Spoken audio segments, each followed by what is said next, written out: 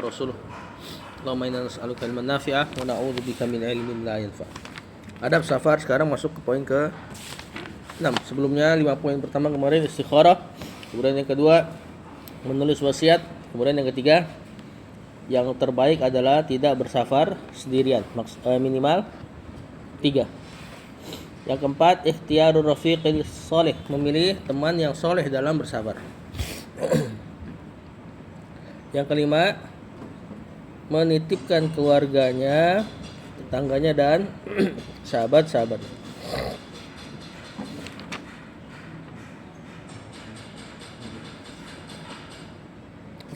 Maksudnya keluarganya, tetangganya dan sahabat-sahabatnya menitipkannya, mewasiatkannya untuk senantiasa bertakwa kepada Allah dan sebagainya.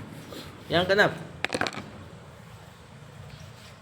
an yad'u Allah Ta'ala bidu'ai safari, berdoa kepada Allah dengan doa safar. Rawi Muslim an Abdullah bin Umar radhiyallahu anhu anna Nabi sallallahu alaihi wasallam kana idza raqiba rahilatahu, Rasulullah SAW jika dia mengendarai kendaraannya, kabbaru salasan, beliau mengucapkan takbir 3 kali. Summa qala, kemudian beliau mengatakan subhanalladzi sakhkhara lana hada, maha suci Allah yang telah menundukkan bagi kami ininya yakni kendaraan, keledai, kuda, onta, Allah tundukkan. Bahkan sekarang mesin Allah tundukkan jadi kendaraan-kendaraan manusia yang dengannya memudahkan urusan-urusan manusia. Padahal sebelumnya nggak pernah terpikirkan sama mereka, kayak misal motor. Ya, ini perkara yang nggak pernah terpikirkan oleh orang saat itu. Cuma sekarang tahu-tahu ada mobil, bahkan pesawat. Ya, bagaimana tuh? Kok bisa terbang sesuatu yang berat dan sebagainya. Walaupun ada dalam hadis Rasulullah SAW, Rasul katakan bahwasanya di antara hari kiamat nanti ada kendaraan yang pelananya tuh banyak. Ditampakkan oleh Rasulullah SAW. Cuma kan nggak terpikirkan oleh sahabat seperti apa bentuknya. Dan hari ini di antaranya, ya, Allahu a'lam apa yang ditampakkan oleh Allah kepada Rasulullah SAW, berpelana banyak. Tahu pelana kan? Pelana. Tempat duduk. Kalau di kuda tuh, tempat duduk kuda tuh disebut pelana. Berpelana banyak ya maksudnya mobil mungkin, atau pesawat atau bis. Nah, itu diantara tanda hari kiamat. Kemudian doanya subhanalladzi sakhkhara lana hada wa ma kunna lahu muqrinin, dan kami tidaklah, muqrinin di sini maknanya adalah kami enggak sanggup sebelumnya untuk mengatur hewan-hewan ini, itulah. Wa inna ila rabbina lamunqalibun, dan benar-benar kepada Rabb kamilah kami akan dikembalikan. Nah, ini kata para ulama, ucapan doa ini untuk menyadarkan kita bahwasanya safarnya antum itu seperti safarnya antum di dunia. Safarnya antum pergi kemana-mana seperti safarnya antum di dunia nanti kembali ke akhirat. Maksudnya gitu. Karena antum pergi safar nih ke Makkah atau kemana, yang mana tujuan antum nanti untuk pulang. Nah, begitupun ucapan wa inna ila rabbina lamunqalibun, dan sesungguhnya kami kepada Rabb kami lah, hanyalah kepada Rabb kami dikembalikan, untuk mengingatkan antum walaupun antum tidak bersafar, ingat antum adalah musafir dari surga yang nanti akan kembali ke surga. Summa yaqulu, kemudian Rasulullah SAW mengatakan Allahumma inni as'aluka fi safari hadzal birra, ya Allah aku meminta kepadamu di dalam safarku ini bir, kebaikan, wat taqwa, dan ketakwaan, wa minal amali ma tardo, dan amal-amal yang engkau cintai, engkau ridhoi. Allahumma hawwin alaina safar, ya Allah mudahkanlah bagi kami safar, watwilanal ba'ida, lipatkan bagi kami yang jauh. Maksudnya jarak yang jauh buat terasa dekat. Nah, gimana nanti diantara caranya? Bersafar di malam hari. Allahumma antas sahibu fis safar, ya Allah engkau adalah teman dalam safar, wal khalifatu fil ahli, dan engkau adalah khalifah pada keluargaku. Apa khalifah di sini? Pemimpin. Hah? Pendamping. Apa khalifah artinya? Pengganti. Maksudnya ketika aku safar, engkau lah yang mengganti, mengurusi keluargaku. Nah, ini doanya panjang, silakan antum kalau mau dilihat di kitabnya Zel. Atau antum kalau yang mau yang pendek sebatas di Quran aja tuh. Subhanalladzi sakhkhara lana hada wa kunna lahu muqrinin wa inna ila rabbina lamunqalibun. Ini surat apa ini? Ayat apa ini, Mer? Ayat di surat apa ini? Az-Zukhruf. Ayat yang ketujuh. An yalbal wasiyata minal ulama was sholihin. Meminta wasiat kepada para ulama dan orang-orang soleh. Rawat Tirmidzi wa qala Hasan gharib wa sahahahu al-Albani an Anasin dari Anas radhiyallahu anhu qala jaa rajulun ila Nabi sallallahu alaihi wasallam faqala datang seseorang kepada Nabi sallallahu alaihi wasallam lalu dia berkata, "Ya Rasulullah, inni uridu safaran." Wahai Rasul sallallahu alaihi wasallam, aku ingin safar. Oh, ini minta wasiatnya dari orang ulama di kampungnya. Ya, zawwidni, bekali aku. Kata sahabat ini, bekali aku. Faqala zawwadakallahu taqwa. Semoga Allah membekali engkau dengan takwa. Kenapa jadi dari bekal jadi takwa? Kayak di ayat Al-Quran kan? Apa? Apa ayat Al-Quran yang ngomongin masalah takwa bekal? Wa tazawwadu fa inna khairaz zadid taqwa. Ya, ketika orang ini minta dibekali itu Allahu a'lam, maksud si sahabat ini minta dibekalin apa Allahu a'lam. Bisa aja maksudnya niatnya apa? Bekal-bekal dunia. Cuma sama Rasul SAW didoain, zawwadakallahu taqwa. Semoga Allah memberikan engkau bekal dengan ketakwaan. Qala zidni. Kata orang ini, tambahin lagi ya Rasul. Rasul mengatakan, wa ghafara dzanbaka. Dan semoga Allah mengampuni dosamu. Qala zidni. Orang ini nambah lagi, minta nambah lagi. Qala kata Rasul SAW, wa yassara lakal khaira haitsu ma kunta. Dan semoga Allah memudahkan bagimu yang terbaik haitsu ma kunta, dimanapun kau berada. Nah, berarti doanya kalau kita gabung doa untuk mendoakan orang safar. Ya, zawwadakallahu taqwa wa ghafara dzanbaka wa yassara lakal khaira haitsu ma kunta. Yang ke-8. Istihbabus safari yaumal khamisi, disukai bersafar pada hari Kamis.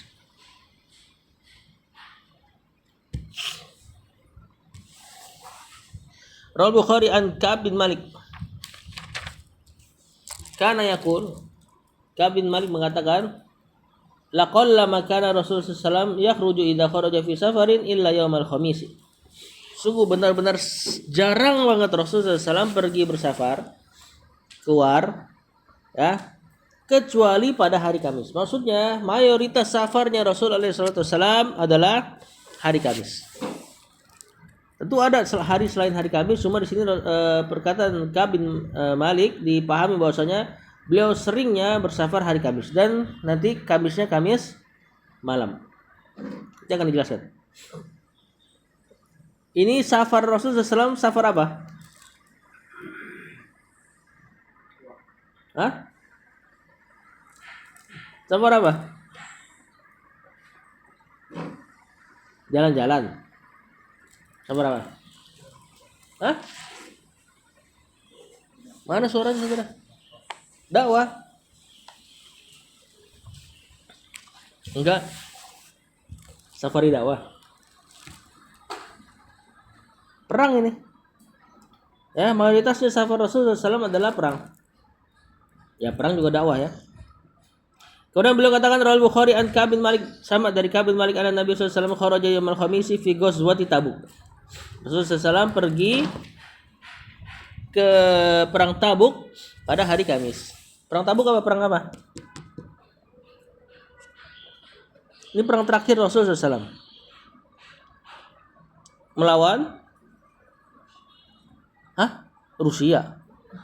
Quraisy bukan? Tabuk lawan Quraisy. Lawan Romawi ini. Ya, makanya banyak yang munafik-munafik nggak ikut pada perang ini. Dan Rasulullah SAW mengkabarkan kemana perginya. Biasanya secara umum Rasulullah SAW tiba-tiba langsung ngasih tahu hari ini berangkat. Entah perang kemana. Nah, perang Tabuk tuh dikabarin.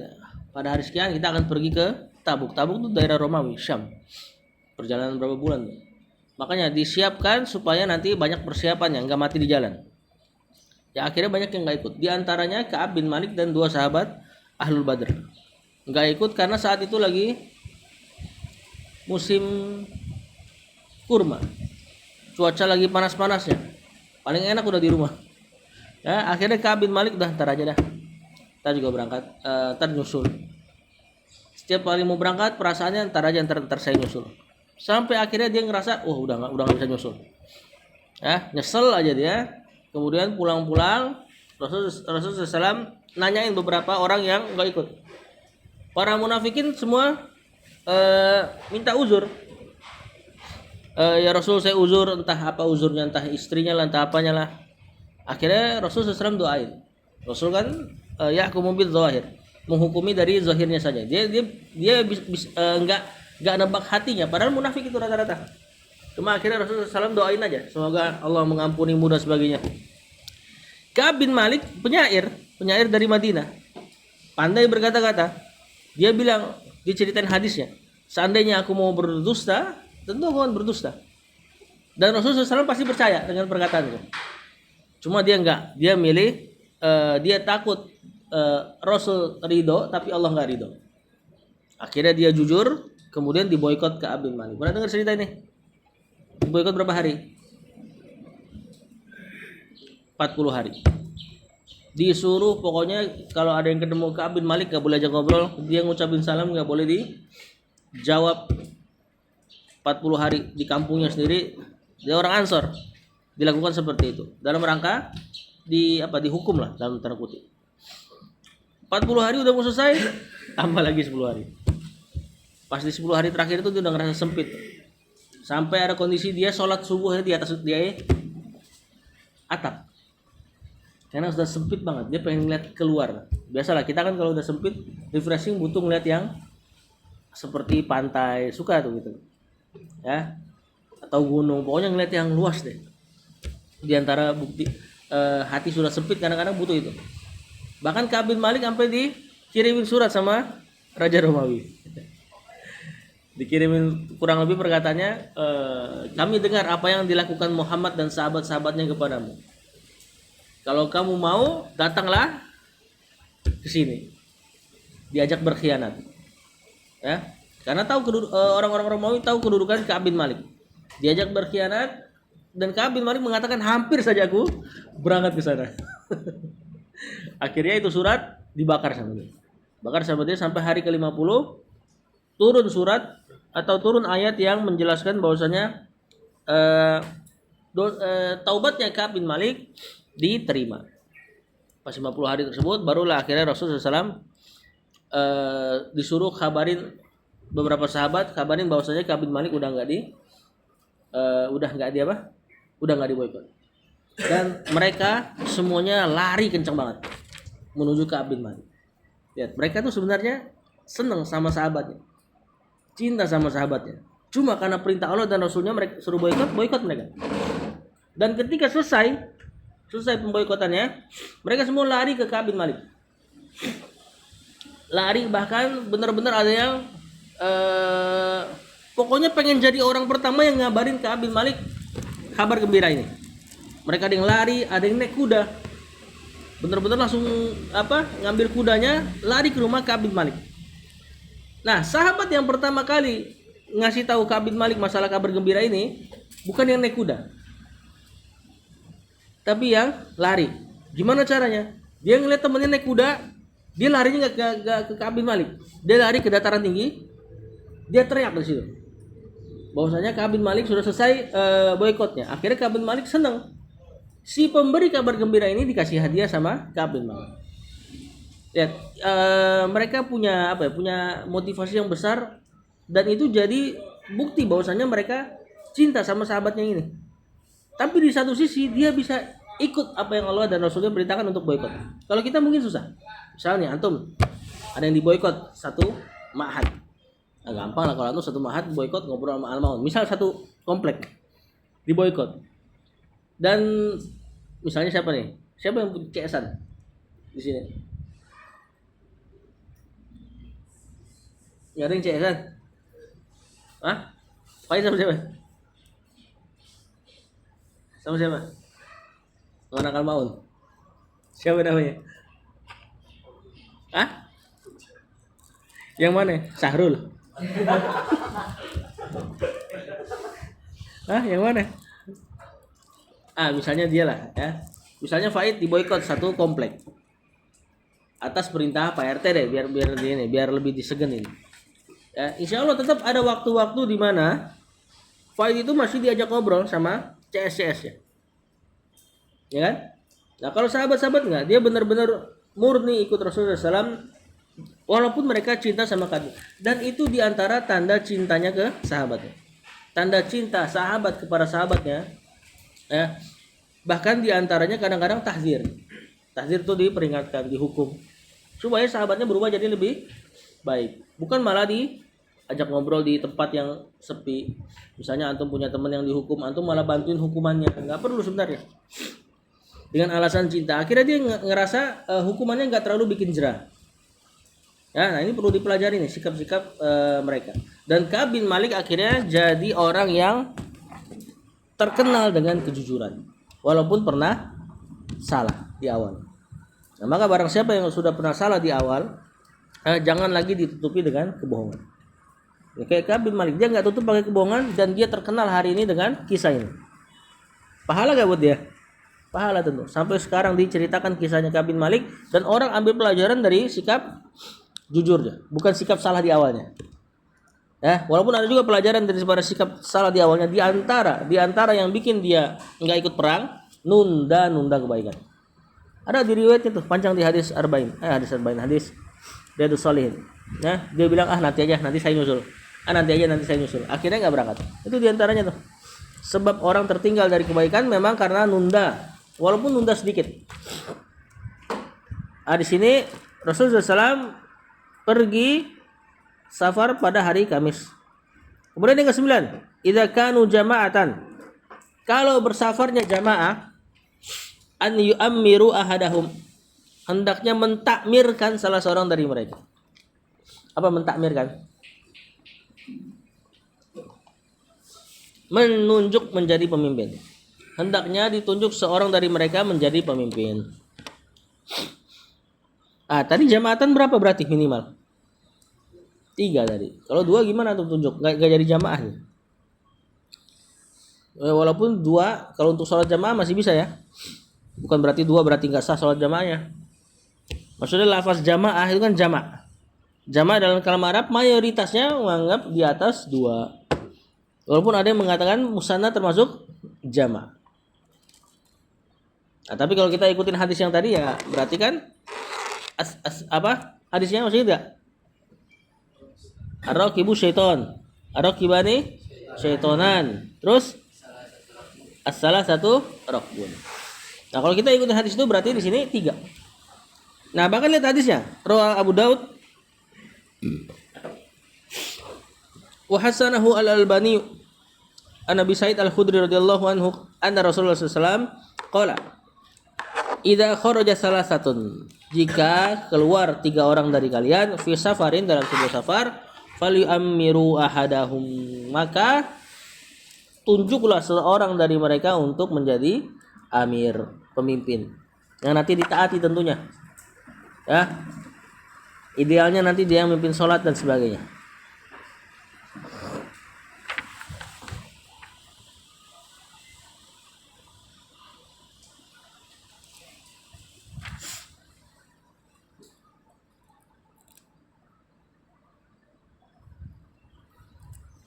Kenapa seperti ini, disuruh seperti ini? Kata pensyarah di sini supaya perkara mereka bersatu, keinginan mereka cocok gitu loh.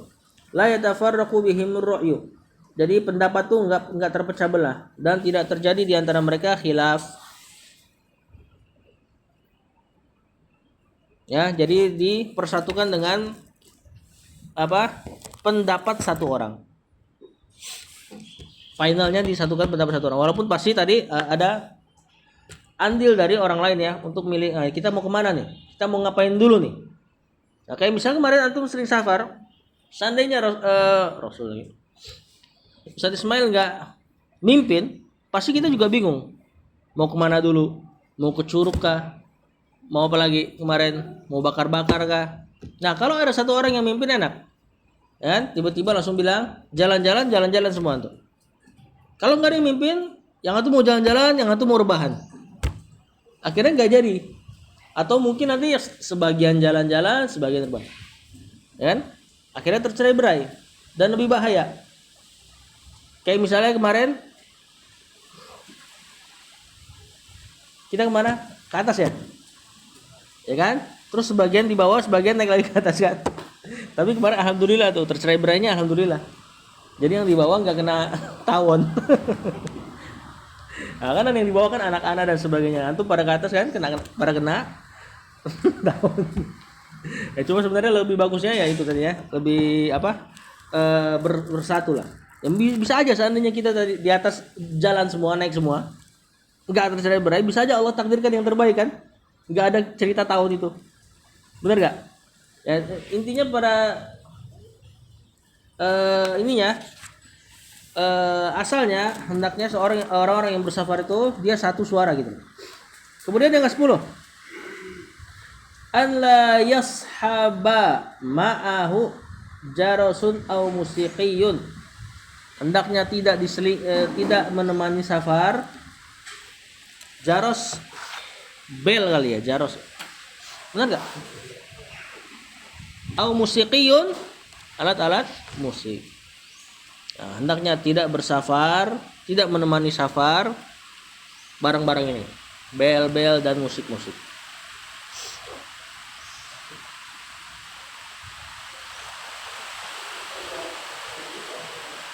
Rawi Muslim an Abi Hurairah radhiyallahu anhu anna Rasulullah sallallahu alaihi wasallam qala al-jarasu mazamirus syaitani. Bel itu adalah nyanyiannya syaitan.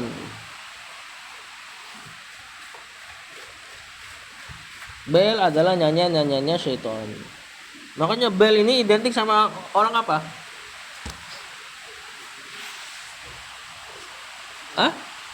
Orang apa? Nasrani. Ya, mereka manggil di gereja pakai bel. Bel tuh yang ini ya, yang apa? Yang kayak mangkok kebalik gitu tuh. Tentu bukan bel rumah ya. Nah, ini diantara syiarnya mereka.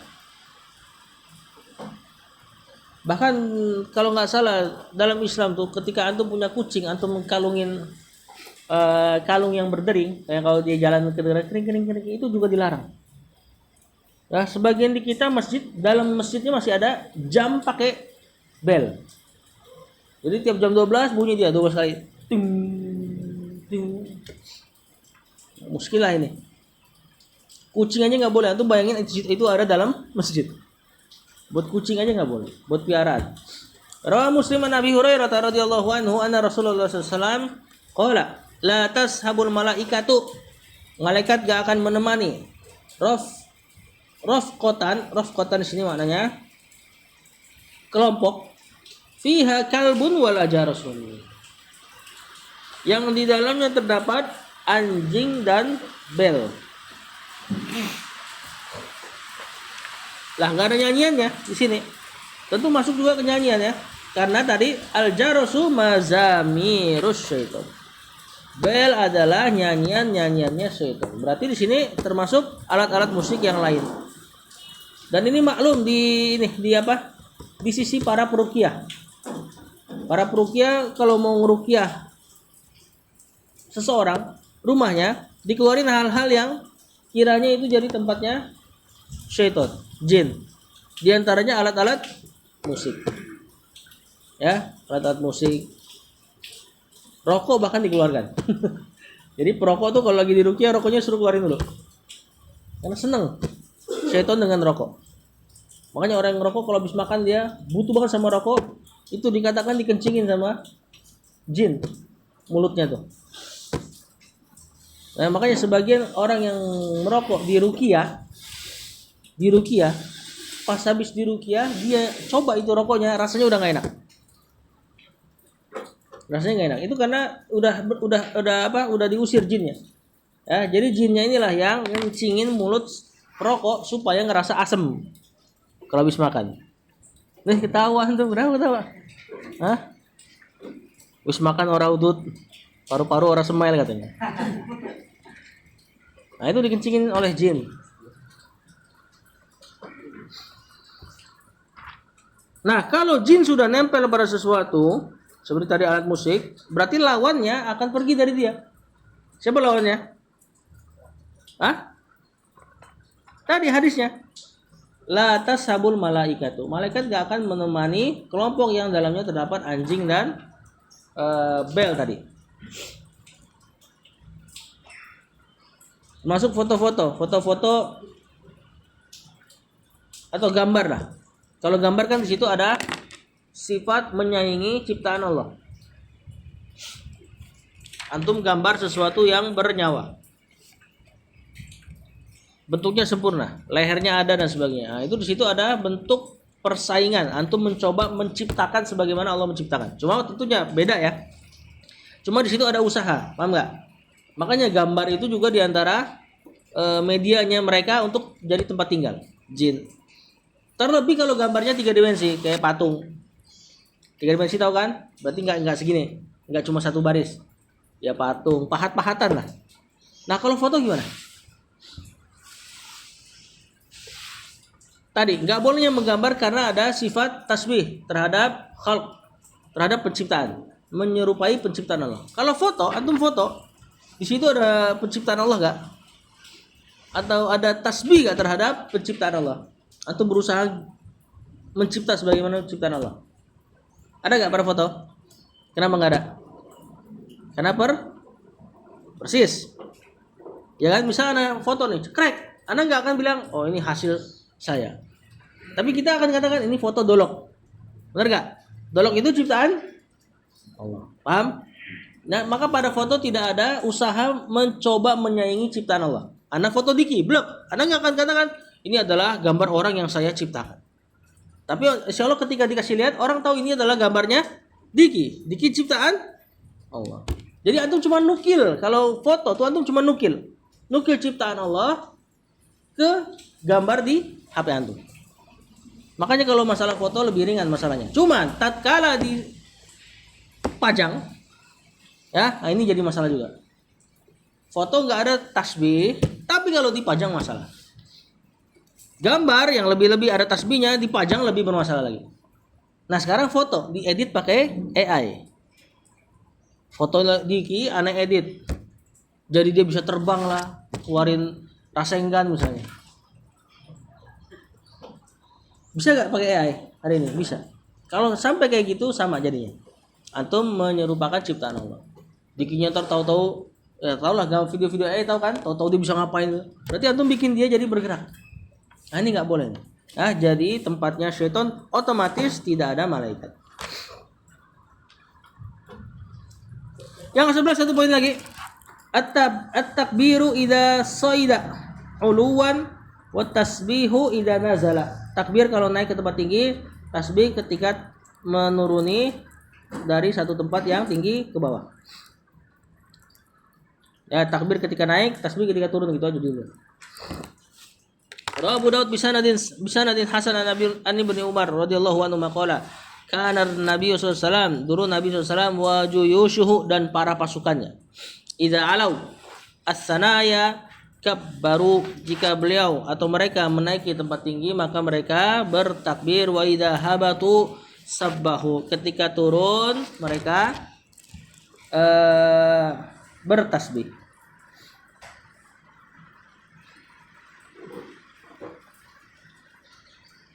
Rawah Bukhari fi sahihi an Abi Musa al-Asy'ari radhiyallahu anhu qala kunna ma'a Rasulullah sallallahu, kami dulu pernah bersama Rasulullah sallallahu, wa kunna idza asrafna ala wadin, kalau kami naik satu lembah, halalna wa kabbarna, kami bertahlil dan bertakbir. Berarti ada Boleh juga untuk mengatakan la ilaha illallah. Irtafa'at aswatuna, lalu meninggi suara kami, jadi kencang suaranya.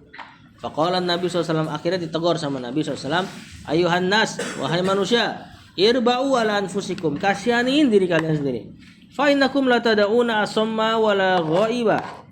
Kalian tuh tidak berdoa atau menyeru pihak yang budak, ghaiba atau enggak ada. Jadi enggak usah kencang-kencang ketika bertakbir atau bertahlil tadi. Innahu ma'akum, sesungguhnya dia bersama kalian. Nah, masih ingat gak kalau disebut bersama kalian, kebersamaan apa? Sifat Allah bersama itu kebersamaan apa? Ilmu, terus penglihatan, pendengaran, apa dalilnya? Innani ma'akuma asma'u wa ara. Sama kayak hadis ini, lihat. Innahu ma'akum innahu sami'un. Pendengaran. Qaribun, dekat. Tabarakasmuhu, maha suci namanya, wa ta'ala jadduhu, dan maha tinggi kedudukannya. Sesungguhnya Allah itu dekat, jadi enggak usah berzikir dengan suara yang terlalu kencang. Ya. Padahal ini di lembah. Rasulullah SAW melarang untuk meneriaki atau berzikir dengan suara yang terlalu kencang, padahal di lembah, enggak ganggu orang insyaallah. Ya, cuman tetap Allah itu maha dekat, enggak butuh itu. Jadi dengan khusyuk, dengan biasa saja, lebih berwibawa. Apalagi kalau di masjid, zikir dengan kencang, lebih mengganggu. Sedangkan di sini enggak mengganggu saja dilarang. Tapi dari sisi itu, dari sisi kasihan sama dirinya. Ya, makanya kata Rasulullah SAW, irba'u anfusakum. Kasihani diri kalian sendiri. Di sini kenapa diucapkan Allahu Akbar ketika naik? Kata para ulama, karena ketika antum naik, di situ ada sifat tinggi. Antum naik ke satu tempat. Ya. Makanya nanti di antara azabnya orang-orang yang sombong di dunia, nanti dia dibuat kecil banget. Ya. Dan di antara sifat orang sombong itu diumpamakan seperti orang yang berada di atas gunung. Dia ngeliat orang kecil-kecil. Padahal yang di bawah juga ngeliat dia kecil. Nah, makanya ketika antum ucapkan Allahu Akbar, itu wallahu a'lam ada perasaan meredam sifat itu. Apa bahasa Arabnya sombong? Kibar. Allahu Akbar, Allah lebih kibar dalam tanda kutip.